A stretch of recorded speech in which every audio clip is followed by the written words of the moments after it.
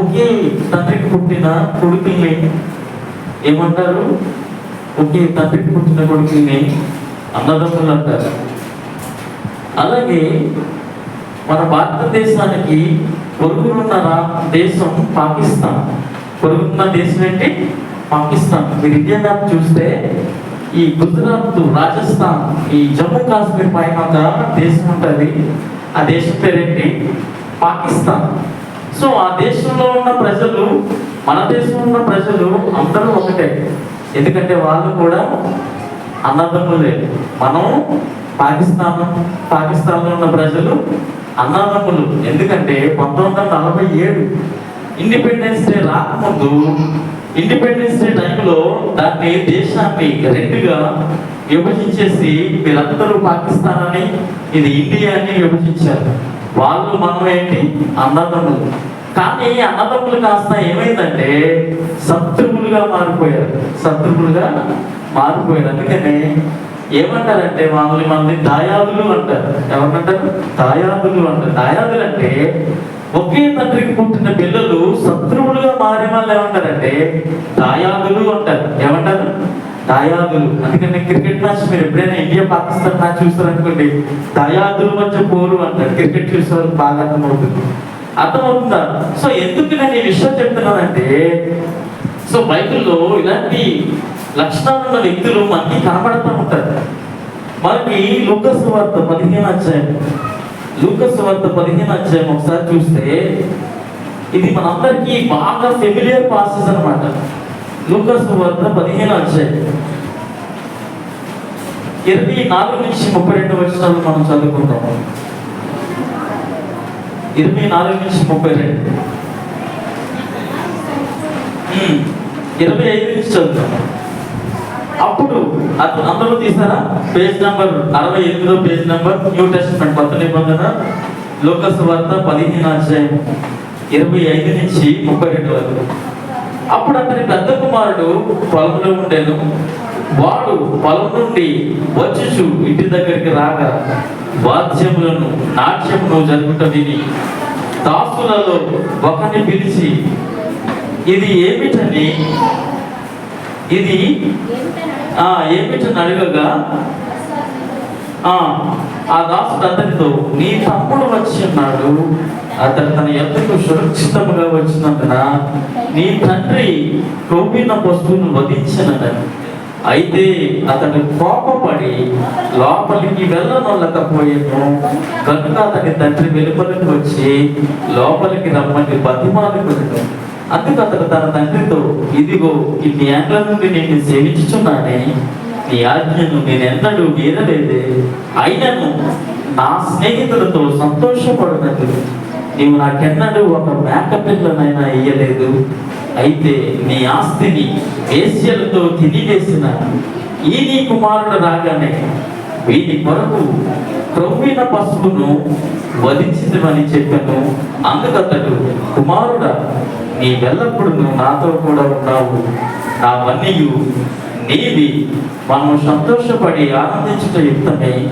ఈ నీ తమ్ముడు చనిపోయి తిరిగి బ్రతికేను, తప్పిపోయి దొరికినని అతనితో చెప్పాను. 15వ అధ్యాయం 11వ వచనం. మరియు ఆయన ఇట్లనెను, ఒక మనుషునికి 2 కుమారులు ఉండేది. ఈ పాసేజ్ మనందరికీ బాగా తెలుసు. అందరూ ఏం చెప్తారంటే దీన్ని తప్పిపోయిన కుమారుడు అని. ఈ కథ గురించి మనందరం సండే స్కూల్ నుంచి మనం వింటానే ఉంటాం. సో ఈ తప్పిపోయిన కుమారులో నేను తీసుకున్న భాగం ఏంటంటే, సో అన్న యొక్క క్యారెక్టర్, తమ్ముడు క్యారెక్టర్ గురించి మన అందరికీ తెలుసు. తమ్ముడు ఏం చేశాడు? ఆస్తినంతా తీసుకెళ్లి పాడు చేసి, దూరదేశాలకు వెళ్ళి తన ఆస్తినంతటిని పాడు చేసి, తండ్రి మాటను ధిక్కరించి, తండ్రి ఆజ్ఞకు లోబడక, తండ్రిని నువ్వు నాకు వద్దు అంటే, ఆ రోజుల్లో యోధ కల్చర్లో తండ్రి మాటని ధిక్కరించడం అంటే తండ్రిని చంపేసినట్టుతో సమానం. అలాంటి పరిస్థితుల్లో తమ్ముడు ఆస్తినంతా పోగొట్టుకోవడం, వేశ్యలతో తిరిగి, స్నేహితులతో తిరిగి తప్పు చేశానని గ్రహించి నా పాపాన్ని ఒప్పుకొని తిరిగి తండ్రి వద్దకు రావడం, తండ్రి క్షమించడం, ఇదంతా మనకి ముందు జరుగుతూ ఉంటుంది. దీని యొక్క బ్యాక్గ్రౌండ్ ఏంటంటే, నేను ఇప్పుడు టైం తీసుకోను, పాస్టర్ ముగిస్తే టైంలో నేను ముగిస్తాను. దీన్ని చూడండి, పై వచనాల్లో చూస్తే 3వ వచనం చూడండి. అందుకు ఆయన వారితో ఈ ఉపమానము చెప్పాను. చూడండి, ఫస్ట్ ఉపమానం 3 ఉపమానాలు చెప్తారు. మొదటి ఉపమానము, ఏ మనుషుడికైనాను 100 గొర్రెలు. నెక్స్ట్ ఉపమానం చూడండి, 8వ వచనం 10 వెండి నాణేలు. ఏ స్త్రీకైనా 10 వెండి నాణాలు. మూడోది, ఒక మనుషునికి 2 కుమారులు. అంటే 3 ఉపమానాలు యేసు ప్రభు వారు ఈ పాసేజ్లో చెప్తారు అనమాట. ఈ పుస్తకాన్ని ఎవరు రాస్తారంటే, ఈ దీంట్లో మనం లోపలికి వెళ్లే ముందు ఈ పుస్తకాన్ని రాసిన వ్యక్తి గురించి మనకి తెలియాలి. అసలు ఈ పుస్తకాన్ని ఎవరు రాస్తారంటే, ఎవరు పైన ఉంది, ఎవరు? లూకా. ఎవరు? లూకా. ఇంగ్లీష్ లో ఈయన ఏమంటారంటే సెయింట్ లూక్ అంటారు. ఏమంటారు? సెయింట్ లూక్, పరిశుద్ధుడైన లూకా. ఈయన సువార్తికుడు. ఈయన ఎవరు? సువార్తికుడు. ఈయన పాస్టర్ గారు కాదు, ఈయన సువార్తికుడు.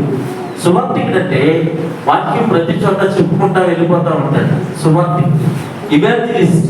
ఏమంటారు? ఇవాంజలిస్ట్ అంటారు. ఈయన ఎవరంటే అపోస్తలుడైన పౌలు గారికి పరిచారక సహచరుడు. అందుకని కొలస్సీ రాసిన పత్రికలో చూడండి, ఒకసారి కొలస్సీ రాసిన పత్రిక 4వ అధ్యాయము 14వ వచనం తీసారా? Colossians, the book of Colossians 184వ పేజీ నెంబర్ 4వ అధ్యాయము 14వ వచనం చూడండి. లూకా అను ప్రియుడైన వైద్యుడును దేవాయి మీకు వందనములు చెప్పుచున్నారు. ఈయన ఎవరు? లూకా గారు డాక్టర్, ఈజ్ ఫిజిషియన్. ఆయన ఎవరు? డాక్టర్. డాక్టర్ ఎవరంటారు? ఎంబీబీఎస్ చదివిన డాక్టర్ అంటారు. దాంట్లో పోస్ట్ గ్రాడ్యుయేషన్ చేసిన ఏమంటాడంటే ఫిజిషియన్ అంటారు. అంటే ఆపరేషన్ చేసేవాడిని ఏమంటారు? ఎక్స్పర్ట్ అనమాట. సో ఫిజిషియన్ అనమాట ఈ డాక్టర్ గారు. ఈయన ఎవరంటే ఒక వైద్యుడు. అంతేకాదు ఈయన రోమా ప్రాంతవాసి. ఈయన రోమా ప్రాంతవాసి. అప్పట్లో ప్రపంచాన్ని మొత్తాన్ని ఈ రోమన్ సామ్రాజ్యం ప్రపంచాన్ని మొట్టమొదటిగా బబులోను సామ్రాజ్యం, పర్షియా సామ్రాజ్యం, గ్రీకు సామ్రాజ్యం, రోమా సామ్రాజ్యం, ఈ 4 సామ్రాజ్యాలు ప్రపంచాన్ని పరిపాలించాయి. అందులో పరిపాలించిన సామ్రాజ్యం రోమా సామ్రాజ్యం. ఈ రోమా సామ్రాజ్యంలో చెందిన వ్యక్తి ఎవరంటే ఈ లూకా గారు. ఎవరు? లూకా గారు, సెయింట్ లూక్. ఈయన వైద్యుడు, పౌలు యొక్క ప్రియ సహచరుడు. అర్థమవుతుందా? సో ఈయన రాస్తా ఉన్నాడు ఈ పుస్తకాన్ని.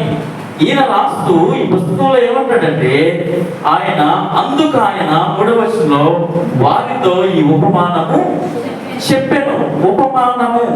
ఉపమానం అంటే అర్థం ఏంటంటే ఇంగ్లీష్ లో పారబుల్ అంటారు. ఏంటి?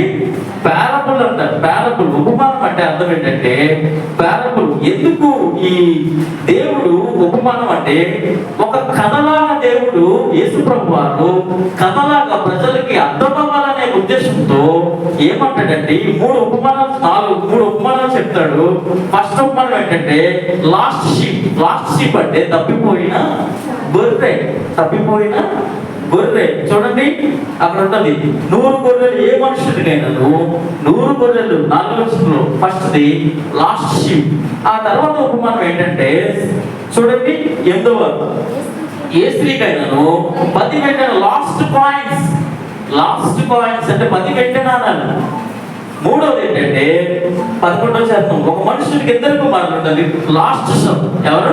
లాస్ట్ సన్ అంటే 3 తప్పిపోయిన గొర్రె, తప్పిపోయిన వెండి నాణెము, తప్పిపోయిన కుమారు. ఈ 3 ఉపమానాలను చెప్తా ఉంటాడు. ఎందుకు ఉపమానాలు చెప్పాడంటే అసలు దీని యొక్క ఉపమానం చెప్పడానికి గల కారణం ఏంటంటే ప్రజలకు సులభంగా అర్థం అవ్వాలి. యేసు ప్రభు చెప్పే మాటలు సులభంగా అర్థం అవ్వాలి. ఆయన వాక్యం చెప్తా ఉన్నప్పుడు చుట్టూ ఉండే ప్రజలు ఎలాంటి వాళ్ళంటే రైతులు. అందుకనే కొన్ని చోట్ల విత్తనాలు అంటాడు, కొన్ని చోట్ల అంటాడు విత్తనాలు నేను చదివితే ఒక మనుషుడు విత్తనాలు విత్తితే కొన్ని గట్టు మీద పడ్డాయి, కొన్ని రాళ్ళ మధ్య పడ్డాయి. ఇవన్నీ దీని అర్థం ఏంటంటే ఆయన వాక్యం చెప్పేటప్పుడు చుట్టూ ఉండే ప్రజలు ఎలాంటి వాళ్ళంటే కొంతమంది రైతులు, కొంతమంది ఇంకేంటంటే గొర్రెల కాపర్లు, కొంతమంది సామాన్య ప్రజలు, మనలాంటి ప్రజలు. సో ఇలాంటి ప్రజలు ఉన్నారు కనుక ఏం చేస్తాడు ఆయన? ఉపమాన రీతిగా. అందుకని చిన్నప్పుడు మనం ఏం చేస్తాం, మన చిన్నపిల్లలు ఉన్నప్పుడు మనం కొడుకు పెట్టుకుని కథలా చెప్తూ ఉంటాం, ఒక కథ చెప్తూ ఉంటాం. అనగనగానంట, so once upon a time Joseph was lived in Egypt. ఇలా మనం కథలా చెప్తాం. ఒకసారి ఒక ప్రాంతంలో ఒక ఏంటి పులి ఉందంట అని చెప్తాం. సో ఆ విన్నా కదా ఇప్పుడు చెప్పమన్నా చెప్తారు. అప్పుడు ఏ కథ విన్నాము? అందుకోసం దేవాలయం యేసు ప్రభు వారు ఒక కథాగొప్పలో చెప్పినప్పుడు ప్రజలు ఆలోచిస్తారు. ఈ కథ గొప్పలో చెప్పినప్పుడు ప్రజలు ఆలోచిస్తారు, ఈ కథ ఎప్పటికీ గుర్తుంటుందనే ఉద్దేశంతో కథ గుర్తుంటుంది. ఆ కథలోంచి వారి జీవితాన్ని అన్వయించుకొని వారి జీవితాలు మార్చుకుంటారనే ఉద్దేశంతో దేవుడు ఉపమాన రీతిగా ఈ వాక్యాన్ని ఆయన మాటలు చెప్పడం మనము చూస్తూ ఉంటాం. అందుకనే సో ఆయన ఎలా చెప్తా ఉన్నాడు? ఉపమాన రీతిగా చెప్తూ ఉన్నాడు. అసలు ఎవరిని ఉద్దేశించి మాటలు చెప్తున్నాడంటే, ముఖ్యంగా పరిసయ్యుల గురించి. ఆ పైన చూడండి, మీరు చదవండి, అర్థమవుతుంది. పరిసయ్యులు శాస్త్రులు అది చూచి ఒకప్పుడు సమస్తమైన సుంకరులను పాపులను ఆయన బోధ వినటకు ఆయన దగ్గరకు వచ్చి చుండగా, పరిసయ్యులను శాస్త్రులను అది చూచి ఇతడు పాపులను చేర్చుకుని వారితో కూడా భోజనము చేయించున్నాడని చాలా సనుకొని అంటే ఇది ఎవరిని ఉద్దేశించి మాట్లాడుతాడంటే పరిసయ్యులు. ఇక్కడ ముఖ్యంగా పరిసయ్యులు. ఈ పరిసయ్యులు ఎవరంటే పారసీస్. ఇంగ్లీష్ లో ఏమంటారంటే వెళ్ళి పారసీస్. ఎవరు? పారసీస్. యూదా మతంలో, ఈ జుడాయిజంలో యూదా మత గుంపులో అత్యంతమైన ముఖ్యమైన వాళ్ళు ఎవరంటే పరిసయ్యులు. చాలా ముఖ్యమైన వాళ్ళు ఎవరు? పరిసయ్యులు. అసలు ఎలా వచ్చారు ఈ పరిసయ్యులను ఆలోచిస్తే, బబులోను చెరపట్టబడ్డ తర్వాత యూదులు చెర నుండి బయటకు వచ్చేసారు. దాన్ని మాస్టర్ చెప్తున్నారు కదా, యూదులకున్న భయంకరమైన చెడ్డ లక్షణం ఏంటంటే పాపం చేయడం, చెరలోకి వెళ్ళడం, దేవుడికి మొర పెట్టడం, మళ్ళీ దేవుడు నాకు చెరలో నుంచి బయటికి తీస్తున్నాడు, మళ్ళీ పాపం చేయడం, మళ్ళీ చెరలోకి వెళ్ళడం. చెర అంటే వేరే దేశం వాళ్ళు వచ్చి వెళ్ళి తీసుకెళ్ళిపోవడం. సో బబులోను చెర నుంచి వచ్చిన తర్వాత యూదులందరూ ఎవరుకున్నారంటే, మనం వాక్యాన్ని నేర్పుతున్నాం సుమా, మనం ధర్మశాస్త్రాన్ని నేర్పుతున్నాం. అప్పటికి ధర్మశాస్త్రం మాత్రమే ఉంది. సో మనం లాని ధిక్కరిస్తున్నాం, లా ప్రకారంగా మనం నడుచుకుంటలేదు, దేవుడిచ్చిన ధర్మశాస్త్రం ప్రకారంగా మనము నడుచుకుంటలేదు. అందుకోసం దేవుడికి మనం కోపం తీసుకొస్తున్నామని ఏం చేశారంటే, ఈ కొంతమంది ప్రజలు మనం ధర్మశాస్త్రం మీద ఫోకస్ చేయాలి, ధర్మశాస్త్రాన్ని బాగా చదవాలని కొంతమంది వ్యక్తులు ఏం చేశారంటే, ఈ పరిసయ్యుల గుంపు, ఈ మూమెంట్ అనేది అప్పుడు వచ్చిందనమాట. ఇంకా దీని అంతా చాలా ఇష్టం ఉంది, అదంతా చెప్పడానికి టైం లేదు, కానీ చెప్తా ఉన్నాను. అంటే దేవుని కోపం మా మీద రాకుండా ఉండడానికి ఈ పరిసయ్యులు అన్న వాళ్ళు ఒక ప్రత్యేకించబడిన వారు. పరిసయ్యులు అనే వాళ్ళు ఎవరు? ప్రత్యేకించబడిన వారు. ఆ తర్వాత ఏమైందంటే, ప్రత్యేకించబడడం మాత్రమే కాదు, పరిశుద్ధంగా బ్రతకడం నేర్చుకున్నారు.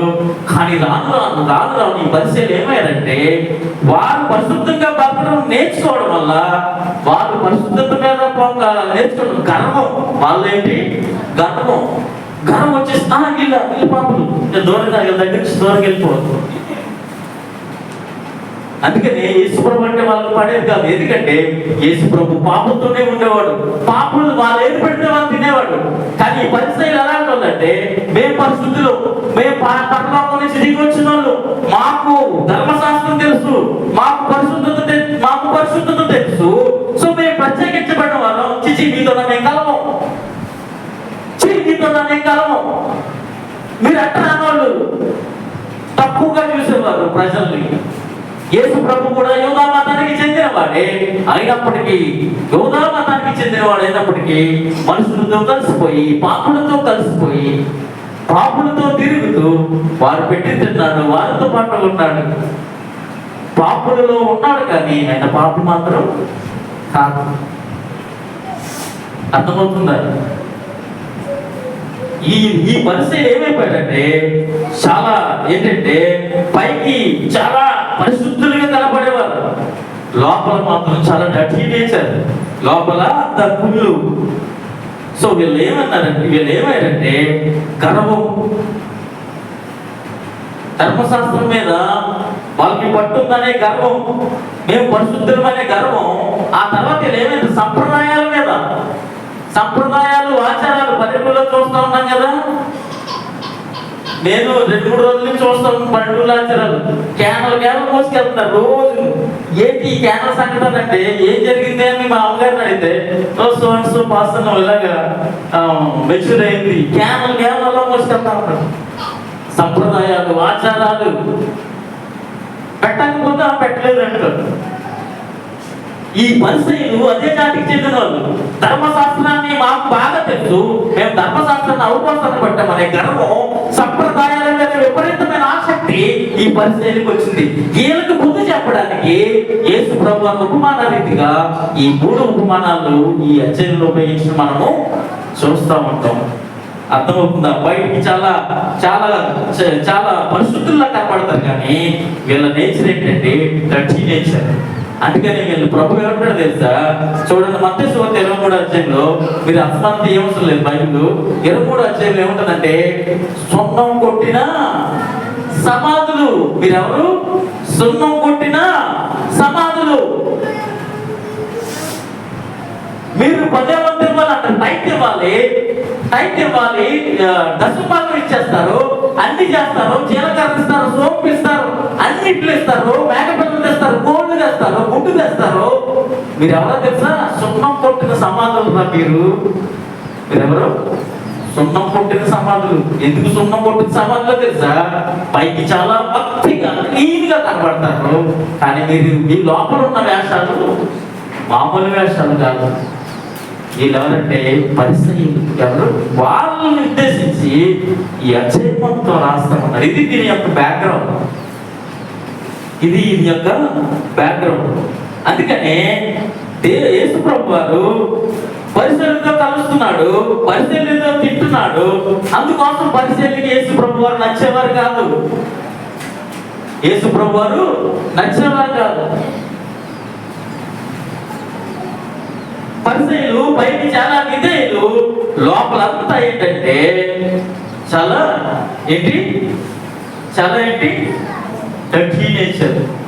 పైకి మాత్రం ఎలాంటి వాళ్ళు. అందుకే నిందాక చెప్తా ఉన్నారు కదా, దేవుడు పై రూపాన్ని లక్ష్య పెట్టాడు. దేవుడు హృదయాంతరంగాలను పరిశీలించు యెహోవా అంటాడు దావీదు కీర్తన గ్రంథాలు. ఇప్పుడు మనం ఈ పాసేజ్ వద్దాం. ఈ పాసేజ్ లో మనకి 2 అన్నదమ్ములు కనబడుతూ ఉంటారు. ఎంతమంది ఉన్నారు ఇందులో? తండ్రి ఉన్నాడు. దీన్ని బైబిల్ స్టడీ చేస్తే మీకు బాగా అర్థమవుతుంది. ఇందులో తండ్రి ఉన్నాడు, 2 కొడుకులు ఉన్నారు, పనివాళ్ళు ఉన్నారు, ఇంకేంటి, పందులు ఉన్నాయి. ఇది ఈ పాసేజ్ లో మనకి కనబడుతూ ఉంటుంది. మనకు తెలుసు, ఇప్పుడు మనం చెప్పాం కదా, చిన్న కుమారుడు తండ్రిని వదిలేసి దూరదేశం వెళ్ళిపోయి తండ్రి మాటని పట్టించుకోకుండా అవిధేయత చూపి రెబలియస్ నేచర్, తిరుగుబాటు స్వభావం కలిగి తండ్రిని వదిలేసి వెళ్ళిపోయాడు. కానీ తండ్రి దగ్గర ఉన్న ఇంకో కుమారుడు. అందుకని నేను పెద్ద కుమారుడు గురించి బాగా స్టడీ చేసి BBS లో స్టూడెంట్స్ తీసుకున్నాను అనమాట, బిలీవర్స్ బైబిల్ స్టడీలో. సో పెద్ద కుమారుని గురించి మనము ఈరోజు స్టడీ చేద్దాం. చూద్దాం ఈసారి వచ్చేద్దాం. 15వ అధ్యాయం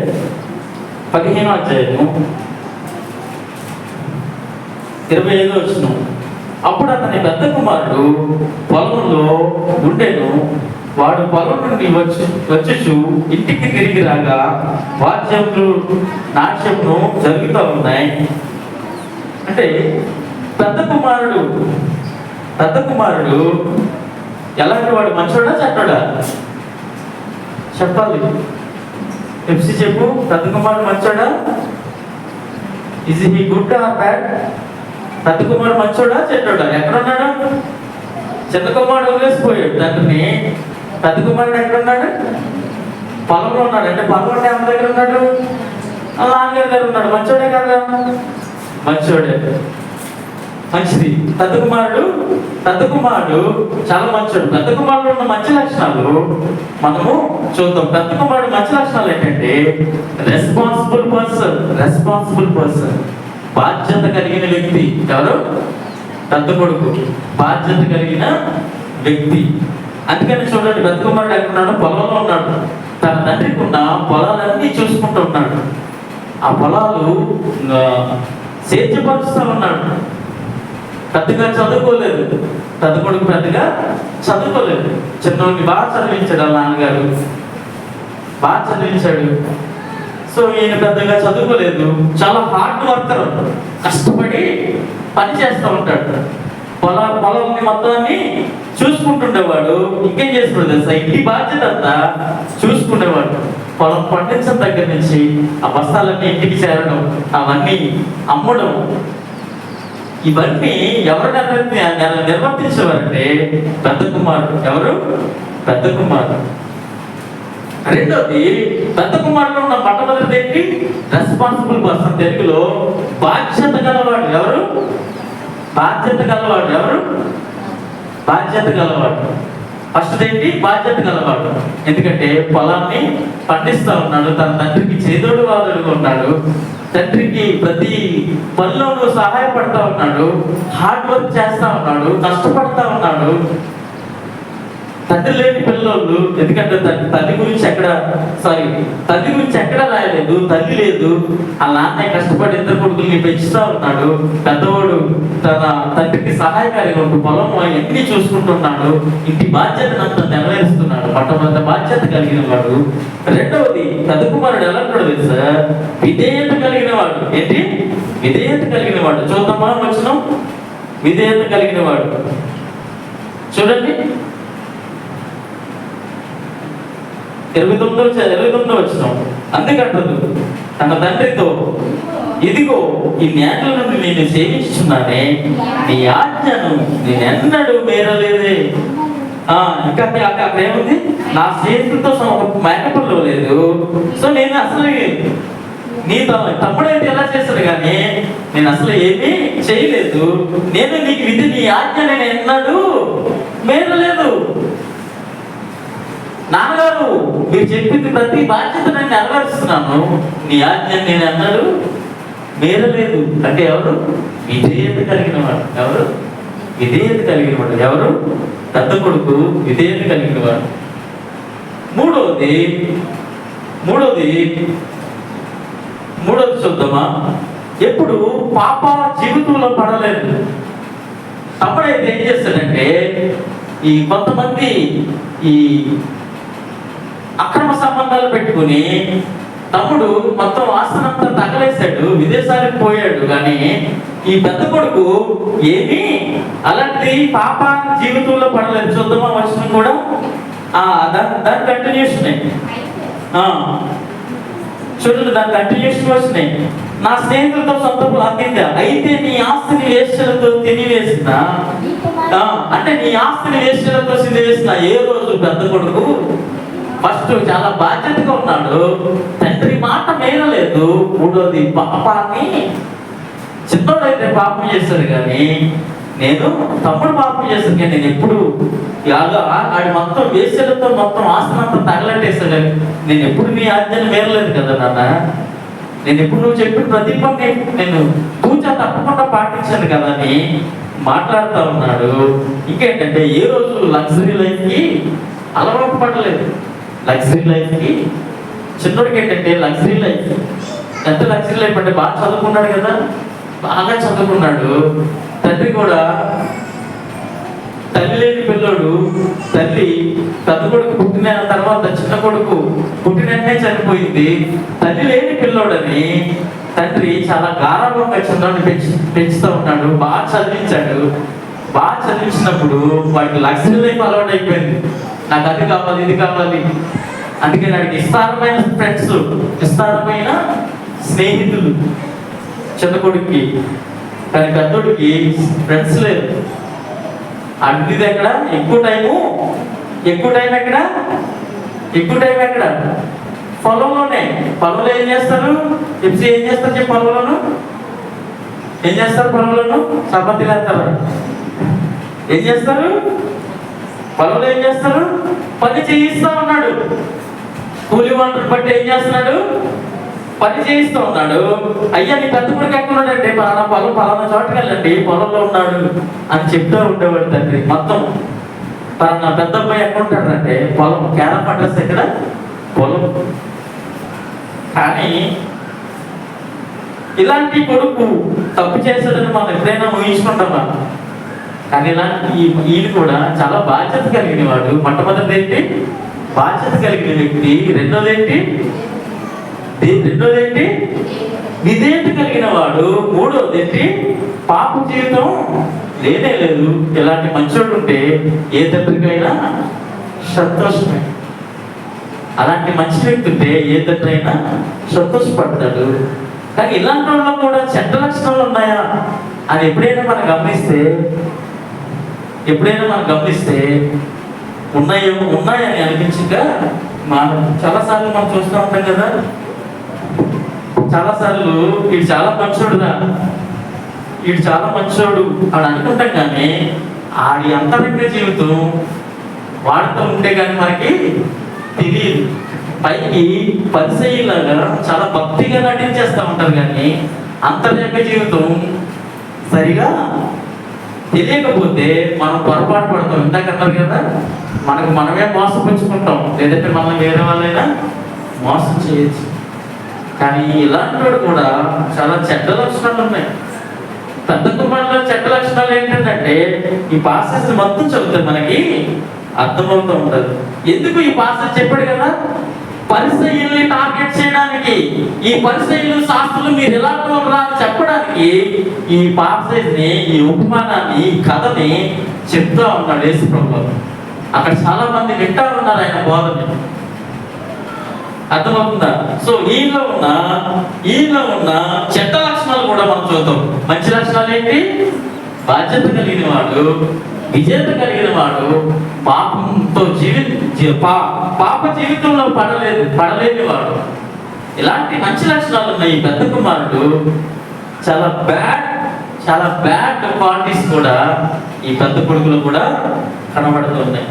ఎందుకు బ్యాడ్ క్వాలిటీస్ అంటే, చిన్న కొడుకు తప్పు సరి చేసుకుని తిరిగి తండ్రి దగ్గరికి వచ్చాడు. కానీ పెద్ద కొడుకు ఏం చేస్తాడు తెలుసా? తండ్రితోనే ఉంటూ తండ్రితోనే జీవిస్తూ ఏం చేస్తాడు? చాలా తప్పుడు పనులు చేస్తూ ఉన్నాడు. చూద్దాం రండి. ఆయన అందులో ఉన్న బ్యాడ్ క్యారెక్టర్స్ ఏంటో చూద్దాం. చూడండి, మొట్టమొదటి ఆయనలో ఉన్న బ్యాడ్ క్యారెక్టర్ ఏంటంటే ప్రైడ్, గర్వం. ఏంటి? గర్వం. ఆయనలో ఏముంది? గర్వం. అందుకనే ఎంత గర్వం ఉందో మనం ఇక్కడ చదివితే మనకు అర్థమవుతుండదు.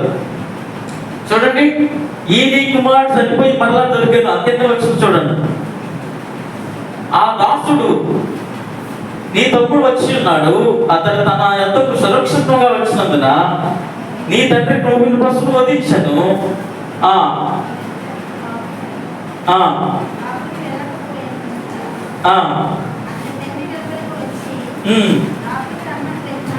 లోపలికి రమ్మని బ్రతిమాలుకొనెను. అక్కడ పైన ఎందాక మనం చెప్పుకున్నాం కదా, ఆయన ఏమంటాడంటే, ఇన్ని సంవత్సరాల నుంచి ఇన్ని ఏళ్ళ నుండి నేను నిన్ను సేవించుచున్నానే, నీ ఆజ్ఞను నేను ఎన్నడూ వేరలేదే. గర్వపు మాటలు మాట్లాడుతూ ఉన్నాడు. పరిసయ్యులు కూడా సేమ్ ఇంతే, గర్వం మాటలు మాట్లాడుతూ ఉంటారు. నేను ఏమన్నా తెలుసా? నేను పరిశుద్ధిని, మేము పరిసయ్యుల కేటగిరీ, మేము పరిశుద్ధిని. సేమ్ ఆ క్యారెక్టరే పెద్ద కొడుకు కూడా. ఇన్ని నాళ్ళ నుంచి నేను సేవించుచున్నానే, నేను స్నేహితులతో ఎలాగండా నీ దగ్గరే పొలంలోనే నేను నీ దగ్గర నిన్నట్టు పెట్టుకుని ఉన్నానే అని గర్వపు మాటలు మాట్లాడుతూ ఉన్నాడు. గర్వపు మాటలు, నీ ఆజ్ఞను నేను వేరలేదే, నీ మాటను నేను తోలనాడలేదే.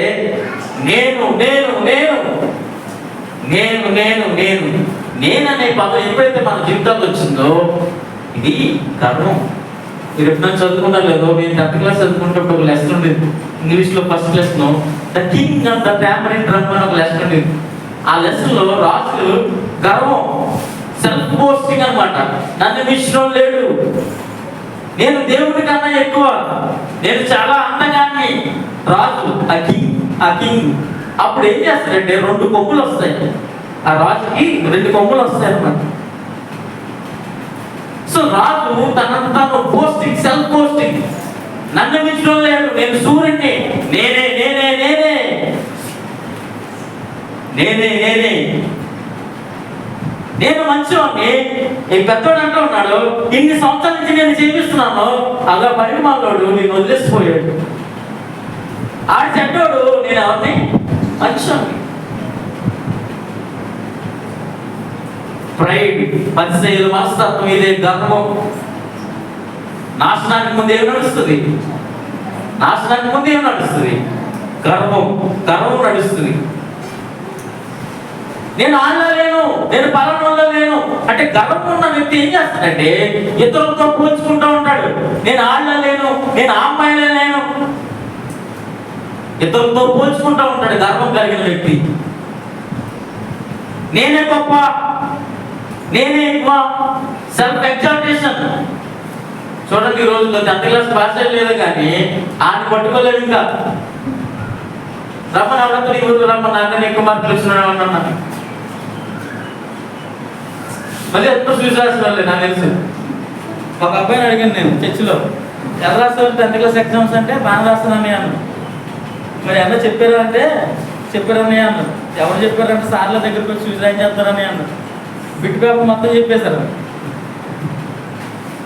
ఆడికి 533 మార్కులు వచ్చింది. 10th పాస్ అయితే పట్టుకోలేమండి. నేను పరిస్థితుల్ని ఇక వీళ్ళందరూ పాపులు యేసుప్రభు ఎంత తిరుగుతున్నాడండి, బుద్ధి లేదా ఈయనకి? పాపులతో తిరుగుతున్నాడు ఎందుకు? ఈయన యూదుడు కదా, ఈయన పరిశుద్ధుడు కదా, పాపులతో పని ఏంటి ఈయనకి? నేను పరిశుద్ధుడు కదా. పెద్ద కుమారుడికే అదే అంటున్నాడు, నేను ఇతరులో లేను, ఆడు పాడు చేశాడంత, నేను పాడు చేయలేదు, నేను ఇతరులో లేను, నన్ను పట్టించుకుంటలేదండి మా నాన్న. గర్వం వస్తూ ఉంది. ఇంకేమన్నాడు తెలుసా? నా తమ్ముడు అనకుండా అక్కడి నుంచి చూడండి ఎంత ఆ మాట భలే రాశాడు ఇక్కడ. చూడండి 30వ వచనం. అయితే చదవండి ఒకసారి, అందరూ చదవండి ఆ మాట. అయితే నీ ఆస్తిని వేశ్యలతో తినివేసిన ఈ నీ కుమారుడు అంటే నా తమ్ముడు కాదు. ఆయన ఎవరో సొంత తమ్ముడు, రక్త సంబంధి. ఏమన్నాడు? ఈ నీ కుమారుడు, నీ కొడుకు, నా తమ్ముడు కాదు. ఎంత గర్వం! అరే ఎంత బాధ్యత కలిగినోడే, అరే చాలా విధేయత కలిగినోడే, అరే పాపం జోలికి వెళ్ళలేడు. ఈ నీ కొడుకు, ఈ నీ కుమారుడు. గర్వపు మాటలు. తమ్ముడు అనకంట, నా తమ్ముడు అనకంట. ఏమన్నాడు? గర్వం.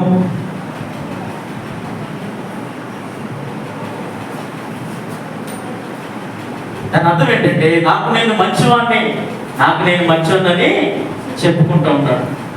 చూడండి, సంఘాల్లో మనం చూస్తూ ఉంటాం. ఈ పరిస్థితి యొక్క గోల ఏంటంటే మీరు చూస్తే అర్థమవుతుంది. ప్రార్థన గంట చూస్తే నేను నీకు దశం భాగిస్తున్నానే ప్రార్థన చేస్తూ ఉంటారు. పరిస్థితి సొంకరి పరిస్థితి ఏమైనా ప్రార్థన చేస్తూ ఉంటాడు. నేను వారానికి ప్రతి ఆదివారం, ప్రతి శుక్రవారం నేను ఉపవాసం ఉంటున్నానే, నేను ప్రతి నెల క్రమం తప్పకుండా నేను నీకు దశం భాగిస్తున్నానే, క్రమం తప్పకుండా నీకు ట్యాక్స్ గివింగ్ కూటం పెడుతున్నానే, క్రమం తప్పకుండా నేను రేషన్ బియ్యం తెచ్చేసి మొత్తం గోల్లో పోసేస్తున్నానే, క్రమం తప్పకుండా నేను అన్ని చేస్తున్నానే. ఎవరు? పరిసయ్యులు. నాకు అందుకనే పరిసయ్యులు గర్వం ఏంటంటే నాకు వాక్యం తెలుసు, నాకు ధర్మశాస్త్రం తెలుసు, నాకు లా తెలుసు, నేనే గొప్ప, నేనే ఎక్కువ. ఆ పరిమాణంలో అంతా పాడు చేశాడు. ఈ నీ కొడుకు అని మాట్లాడుతూ ఉన్నాడు పెద్ద కొడుకు.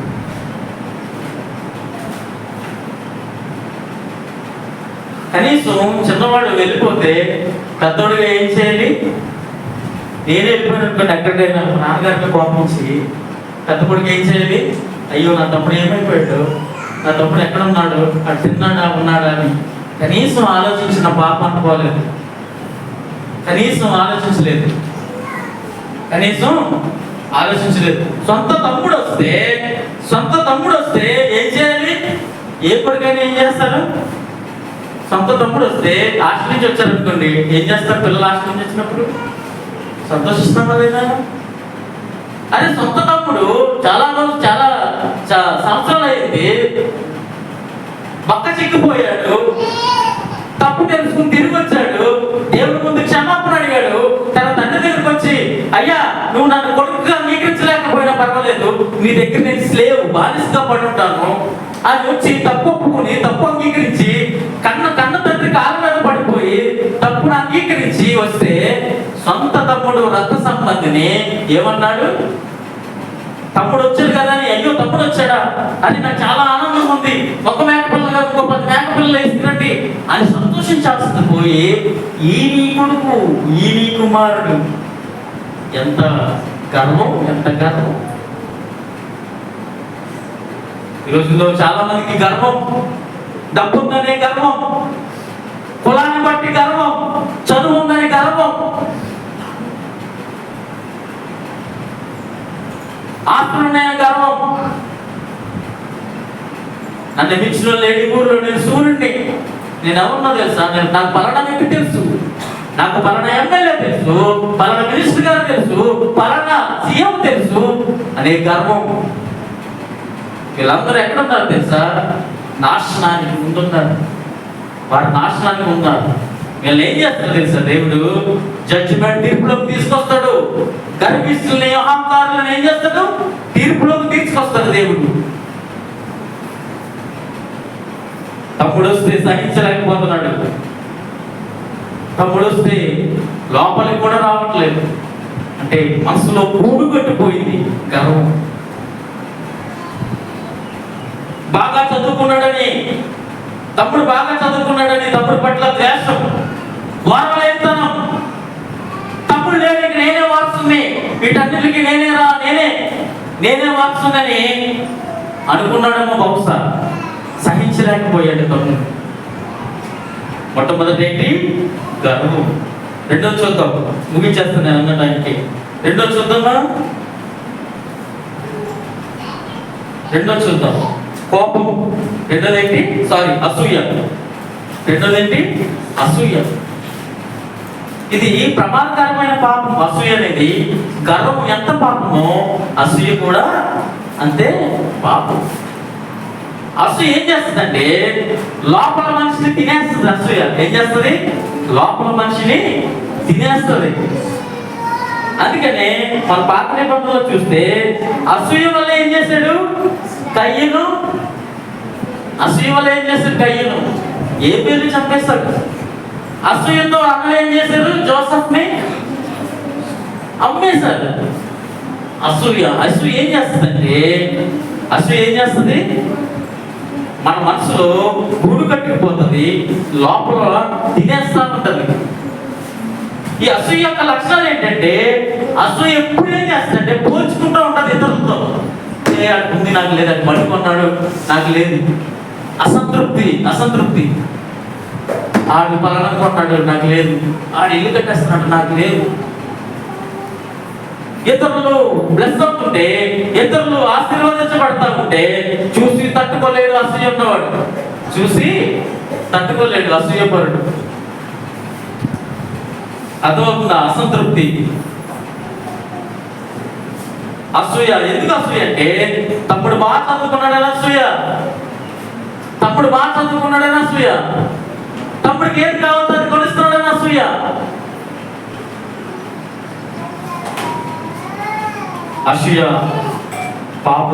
అసూయ పాపం అని బైబిల్ చెబుతుంది. వచనాలు చూపించిన ఉద్దేశం కాదు, కానీ మొట్టమొదటి గర్వం. తండ్రితోనే ఉన్నాడు, తండ్రి మాట చెప్పనట్లేదు, తండ్రి ఆజ్ఞని ఏ రోజు మేరలేదు, కానీ లోపలేమో తెలుసా? గర్వం. పైకి మాత్రం చాలా పెద్ద కొడుకు వీడిని మించిన లేడు ఊరందరూ అనుకున్నారు. చిన్నోడు తప్పు చేశారు కానీ ఈ పెద్ద కొడుకు నయ్యరా తండ్రిని అంటి పెట్టుకున్నాడు ఊరందరూ అనుకున్నారు. కానీ ఆ లోపల ఏముంది? గర్వం, అసూయ, జెలస్, అసూయ.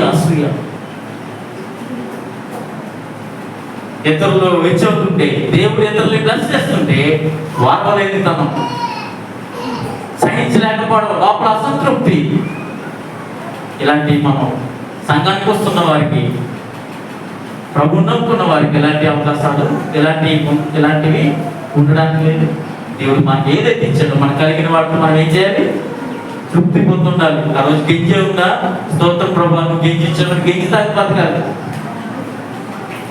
ఆడప్పుడు కొన్నాడు కదా అని మనం లగ్జరీకి వెళ్ళిపోయి అప్పులు చేసుకుని మనం అన్ని కొనుక్కున్నాం అనుకోండి, లాస్ట్కి ఏమవుతుందో తెలుసా? Mental tension. ఈఎంఐ కట్టాలంటే మెంటల్ టెన్షన్. ఈఎంఐలు కట్టాలి, నెల వచ్చేసరికి పక్కోడితో పోల్చుకుని మనం అన్ని కొనుక్కుంటూ పోయామనుకోండి, ఏం మిగులుతుంది? Mental tension. సైకలాజికల్గా దెబ్బైపోతాం. ఏం చేయాలో దీనికి ఆత్మహత్య చేసుకుంటాం. మనకున్న వాడితో మనం ఏం చేయాలి? తృప్తిపడి ఉండాలి. అందుకని నువ్వు కొనుక్కోవాలనుకుంటే కష్టపడి కొనుక్కోవాలి. నీకు అవసరం అనుకుంటేనే కొనుక్కో. అది అవసరం లేదా దాని జోలికి వెళ్ళొద్దు. స్టూడెంట్స్ చూడండి, ఇప్పుడు స్టూడెంట్స్ పక్కోడి చేతిలో యాపిల్ ఫోన్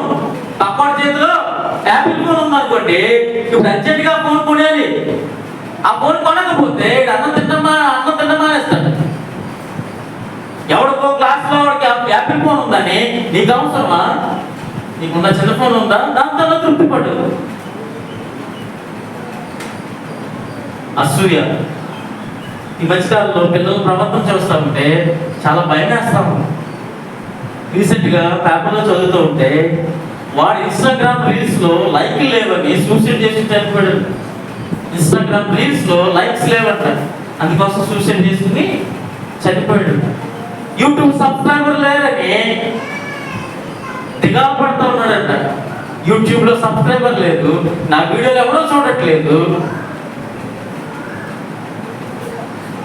టైం అంతా రీల్స్, టైం అంతా ఫోన్కి మనం ఖర్చు పెడతా ఉంటే పోనీ అదేదన్నా వేరే దానికైనా వాడు ఏ ఎడ్యుకేషన్ కోసం ఇతరులు చూసి ఏసీలు, ఇతరులు చూసి మన ఫ్రిడ్జ్లు, ఇతరులు చూసి సోఫా సెట్లు, ఇతరులు చూసి ఐఫోన్లు, ఇతరులు చూసి పెద్ద పెద్ద టీవీలు ఎన్ని కొనుక్కుంటా పోతే లాస్ట్కి మనకేమిస్తుంది తెలుసా? చచ్చిపోతాం ఆత్మహత్య చేసుకుని. డబ్బులు కట్టలేక, ఈఎంఐలు కట్టలేక. ఎన్ని చూడట్లేదు పేపర్లో, ఎన్ని చూడట్లేదు మనం టీవీలో. మనకి ఏదైతే కలిగి ఉందో దాంతోనే తృప్తి పడదాం. మనం కలిగిన వాడితో మనం ఎలా ఉండాలి? తృప్తి కలిగి ఉండాలి. పిల్లలుగా మనం కూడా, మీరు కూడా అంతే. లేని దానికోసం మనం ప్రయాసపడదు. ఉన్న వాటితో మనం సరిపెట్టుకోవాలి. అర్థమవుతుందా? సో పెద్ద కొడుకు పైకి చాలా మంచోళ్ళ కనపడుతున్నాడు, నేను చాలా బాధ్యత కలిగిన వ్యక్తులు కనపడుతున్నాడు, చాలా విధేయత కలిగిన వ్యక్తులు కనపడతా ఉన్నాడు, నేను అసలు పాపం జోలికి వెళ్ళలేని వ్యక్తిగా కనపడుతున్నాడు. కానీ అసూయ, గర్వం, ఎన్ని పాపాలే దేవునికి, ఎన్ని పాపమే. అసూయ పడతా ఉన్నాడు తమ్ముడిని చూసి, అసూయ పడతా ఉన్నాడు తండ్రిని చూసి. వీడికేంటి ఎంత సెలబ్రేషన్ చేస్తున్నాడు ఇక్కడ. మూడోది మనం చూద్దాం. కోపం. కోపపడి చదవండి వచనం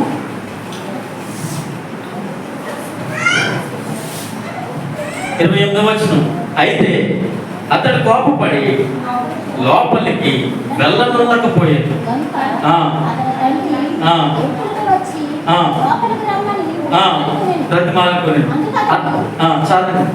కోపం ఏంటి? కోపం. తండ్రి వచ్చి బతిమాలుతున్నాడు.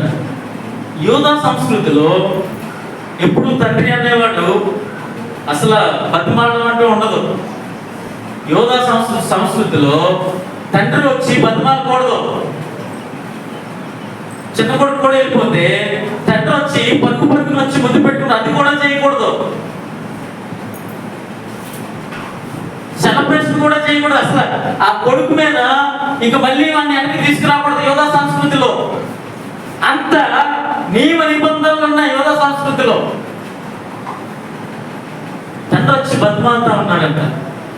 అరే నాన్న రారా, నీ తమ్ముడు వచ్చాడు కదరా, మనం అందరం కలిసి సంతోషిద్దాం, ఆనందిద్దాం. ఇగో నీ తమ్ముడు చచ్చిపోయి మళ్ళా బతికాడురా, ఇగో తప్పు నేర్చుకున్నాడు, పాపం ఒప్పుకున్నాడు,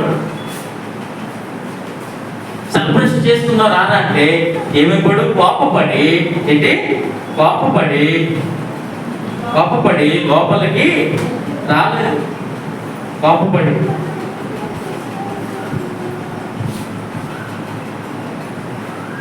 తండ్రి కృప చూపిస్తా ఉంటే అన్న ఏం చేయాలి? జనరల్గా పెద్ద కొడుకుని ఏమంటారు? తండ్రి తర్వాత, అవునా కదండి? తండ్రి తర్వాత తండ్రిని ఏమనంటారు? పెద్ద కొడుకుని అంటారు. ఒకవేళ తండ్రి లేకపోతే ఆ తండ్రి ప్రేమ చూపించాల్సింది పెద్ద కొడుకే. తండ్రి తర్వాత తండ్రిని ఎవరినంటారు? పెద్ద కొడుకుని అంటారు. అది తండ్రి లక్షణం ఏ ఒక్క లక్షణం మన ఊళ్ళో కనపడలే.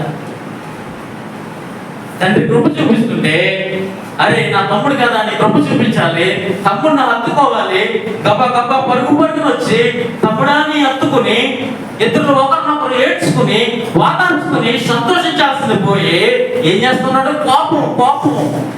కోపం పడతా ఉన్నారు. కోపాలు, అన్నదమ్ముల మధ్య కోపాలు, హట్ అయ్యాడు, ఇన్సల్ట్ గా ఫీల్ అయ్యాడు, పడతా ఉన్నాడు. ఇలాంటి వివరించడం టైం లేదు, కానీ తండ్రితోనే ఉన్నాడు, ఇంటి బాధ్యతలు నెరవేరుస్తున్నాడు, బాధ్యత గల కొడుకుగా ఉన్నాడు, విధేయత కలిగిన ఒబీడియంట్ పర్సన్ గా ఉన్నాడు, పాపం జోలికి వెళ్ళలేని వ్యక్తిగా ఉన్నాడు. కానీ లోపల అనేక రకమైన పాపాలతో నింపబడ్డాడు. మొట్టమొదటి గర్వం, రెండవది అసూయ, మూడవది కోపం, చివరిదిగా ఇంకొక రెండు ఉన్నాయి, నేను ముగించేస్తాను 5 నిమిషాలు. మూడవదిగా ప్రేమ కలిగి లేదు, ప్రేమ కలిగి లేకపోవడం. తండ్రిది ప్రేమించే మనసు, అందుకనే కుమారుడి కోసం చిన్న కొడుకు వెళ్ళిపోతే ప్రతిరోజు దిగాల పడతానే ఉన్నాడు. ఏమైపోయాడు నా కొడుకు, ఏమైపోయాడు.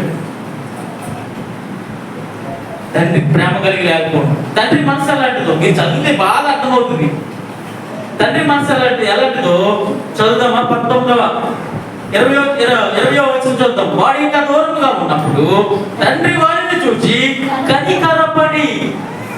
కనికరపడి ప్రేమించే లక్షణాలు, ప్రేమించే వాళ్ళు ఉండాల్సింది ఏంటంటే కనికరం. తండ్రిది ప్రేమించే మనసు, క్షమించే మనసు, కనికరపడే మనసు. కానీ పెద్ద కొడుకు ఏది లేదు. సహించలేకపోతా ఉన్నాడు, క్షమించలేకపోతా ఉన్నాడు, ప్రేమ చూపించలేకపోతా ఉన్నాడు. తండ్రిది ప్రేమించే మనసు, క్షమించే మనసు. చివరిగా సెల్ఫ్ రైచియస్నెస్. చివరిగా ఏంటి? నేనే నీతిపరుణ్ణి. ఇందాక చెప్పారు కదా, 14 సామెతల గ్రంథం చదువుతున్నప్పుడు మన స్వనీతి, పెద్ద కొడుకు మాట్లాడిన చూస్తే స్వనీతి, పరిస్థితుల యొక్క ఏంటంటే స్వనీతి పరులు. అబ్బో నేనే నీతిమంతుణ్ణి, నేనే పరిశుద్ధుణ్ణి, నేనే నీతి క్రియలు జరిగిస్తాను.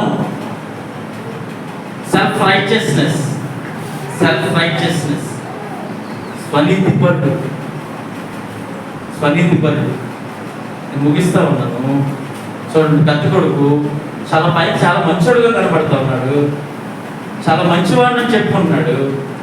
కానీ లోపలే ఉంది గర్వం అనే పాపం, అసూయ అనే పాపం, వార్వలేనితనం అనే పాపం, ద్వేషం, నిలువెల్లా ద్వేషం, క్షమించలేని మనస్తత్వం, ప్రేమించలేని మనస్తత్వం, కనికరం చూపించలేని మనస్తత్వం, స్వనీతి. మనం ఎన్ని మంచి పనులు చేసినా అది దేవుని దృష్టిలో ఎలాంటిది? యెషయా అంటాడు, మురికి గుడ్డలు. ఏంటి? మురికి గుడ్డలతో సమానం. నువ్వెన్ని మంచి పనులు చేయి, దాన ధర్మాలు, పుణ్యకార్యాలు, వస్త్రాలు, అన్నదానం, వస్త్రదానం, ఎన్ని దానాలన్నా చెయ్యి, కానీ దేవుని దృష్టిలో ఎలాంటిది? ఎందుకు? మురికి గుడ్డలు. నువ్వెన్ని దానం చేసినా దేవుని దగ్గరికి రాకపోతే, దేవుని నీతిని ఆశ్రయించకపోతే, దేవుని నీతిని ఆయన నమ్ముకోవడం ద్వారా ఆయన వల్ల మనం ఆపాదించబడిన ఆ నీతిని మనం పొందుకోకపోతే, నువ్వెన్ని దాన ధర్మాలు, పుణ్యకార్యాలు, తీర్థయాత్రలు ఎన్ని చేసినా నో యూస్. Self righteousness. ఎవరు? పెద్ద కొడుకు. ఇప్పుడు చెప్పండి, మీరు బాగా చదవండి, ఇంటికి వెళ్ళి బాగా చదివితే దేవుడు మీకు ఇంకా చాలా ఇస్తాడు. అర్థమవుతుందా? పెద్ద కుమారుడు తండ్రితోనే ఉన్నాడు. తండ్రి మనసు ఆయనకి అర్థం కాలేదు. తండ్రి యొక్క స్వభావం ఏమాత్రం పెద్ద కొడుకులో రాలేదు. తండ్రిని ప్రేమించే స్వభావం, తండ్రిని క్షమించే స్వభావం, తండ్రిని చేర్చుకునే స్వభావం, వీటిలో ఏ లక్షణం పెద్ద కొడుకు లేదు. ఇప్పుడు ఈసారి మన దగ్గరికి వద్దాం. ఒక్కొక్కరిని కలిపితే, నేను 30 సంవత్సరాల నుంచి ఈ సంఘానికి వస్తున్నానండి, నేను 30 సంవత్సరాలు అయితే యేసు ప్రభువుని నమ్ముకొని సంఘానికి వెళ్తాం, దేవుడితో సంబంధం కలిగి ఉన్నామని చెప్పుకుంటాం. కానీ దేవుని యొక్క గుణ లక్షణాలు ఏ మనలో ఉండవు. ఎలాగైతే పెద్ద కొడుకు తండ్రితోనూ ఉన్నాడు, తండ్రితో సంబంధాన్ని కలిగి ఉన్నాడని చెప్పుకొని గర్వం, అసూయ, ద్వేషం, సెల్ఫ్ రైచియస్నెస్, ప్రేమించే స్వభావం లేని పరిస్థితి ఎలాగైతే ఉందో, నేను సంఘానికి వెళ్తా ఉన్నాను, నేను యేసు ప్రభువుకి ఇన్ని సంవత్సరాలు అయింది, అయ్యా నేను 30 సంవత్సరాల నుంచి విశ్వాసిని, నేను 40 సంవత్సరాల నుంచి విశ్వాసిని, నేను సంఘానికి వెళ్తాను, దేవుడితో సంబంధం కలిగి ఉన్నానని చెప్పుకుంటూ దేవుని యొక్క ఏ లక్షణం మనలో లేకపోవడం దేనితో సంబంధం తెలుసా? ఘోర పాపంతో సంబంధం. ఆరు అగ్నిగుండంలో ఏం చేస్తాడు? పొట్టిని పిప్పిని తీసేస్తాడు. అదిగో గొడ్ల వేరు చెట్ల వేరు, గొడ్డలి చెట్ల వేరున ఉంచబడి ఉన్నది. మనం ఏం చేస్తాం తెలుసా? సంఘాల పేర్లు చెప్పు జబ్బలు తెచ్చుకుంటాం. కొన్ని పెద్ద సంఘాలు ఉన్నాయి, లక్షల జనం తీర్థంలో వస్తారు, కానీ ఒకడు సరైన బ్రతుకు లేదు. మనల్ని ఎవరు తెలుసా? బయటోడు మనల్ని గుర్తించాలి, యేసు ప్రభు నమ్మునుడు ఎలా ఉంటాడా అని. మన క్యారెక్టరు, మన మాట తీరు, మన కమ్యూనికేషను మనల్ని చూస్తే వాడు గుర్తుపట్టాలి. ఎస్, ఈయన యేసు ప్రభు నమ్ముకున్నాడు ఎలా ఉంటారు. అబ్బాయి మనం ఏంటంటే అలవాటు పడిన జీవితాలు. ఆదివారం అంటే ఆచారంగా సంఘానికి వెళ్ళాలి, ఆదివారం అంటే ఆచారంగా, శుక్రవారం అంటే ఆచారంగా సంఘానికి వెళ్ళాలి తప్ప వాక్యపు వెలుగు ఎవడో వాక్యానుసారంగా బతుకు లేదు. అందుకనే పెద్ద కొడుకు ద్వారా మనం నేర్చుకునే గొప్ప పాఠం ఏంటంటే, తండ్రితోనే ఉన్నాడు, తండ్రి మనసు అర్థం కాలేదు, తండ్రితోనే ఉన్నాడు, తండ్రి యొక్క స్వభావం అక్కడికి రాలేదు, తండ్రితోనే ఉన్నాడు, తండ్రిలాగా ఆయన బతకలేకపోయాడు. మనం బైబిల్ చేత పడతాం కానీ వాక్యానుసారంగా బ్రతకం.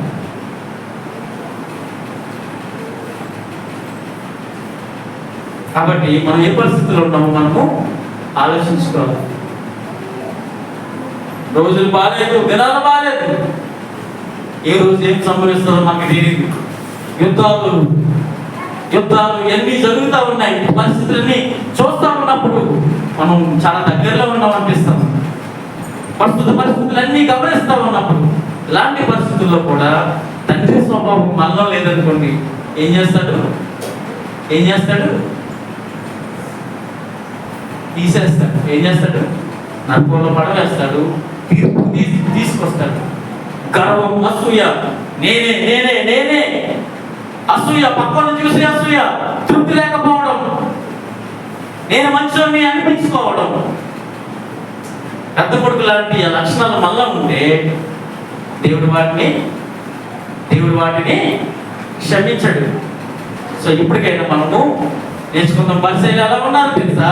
పైకి చాలా నీతిమంతులుగా, పైకి చాలా భక్తిపరులుగా, పైకి పరిశుద్ధంగా కనబడుతూ ఉన్నారు, కానీ లోపల వాళ్ళకున్న స్వభావం ఏంటి? అసూయ, గర్వము, స్వనీతి పరులు, పరిశుద్ధులుగా చెప్పుకుంటూ పరిసయ్యులు బతుకుతున్న బతికిది. సో ఇలాంటి బతుకు మనం బ్రతకకుండా, ప్రభా నాలో గర్వం ఉందము, నేను నడుచుకుంటాను, నాలో ద్వేషం ఉందేమో నేను తీసేసుకుంటాను, నాలో అసూయ ఉందేమో నేను తీసేసుకుంటాను, నాలో ప్రేమించలేని మనస్తత్వం ఉందేమో దాన్ని నేను సరి చేసుకుంటాను, నాలో నేను సమీతి క్రియలు నాలో ఉన్నాయేమో దాని నుంచి నేను విడిచిపెడతాను. అది వాక్యానుసారంగా బ్రతికే వాళ్ళ దేవునికి కావాలి. కాబట్టి సో మనందరం చిన్న ప్రార్థన చేసుకుని ముగించుకుందాం. మా తండ్రి, మా దేవా, మిమ్మల్ని మనసారా స్తుతిస్తూ ఉన్నాం. దేవా, చాలా సంవత్సరాల నుంచి మీ మనసు ఎరిగిన వాళ్ళు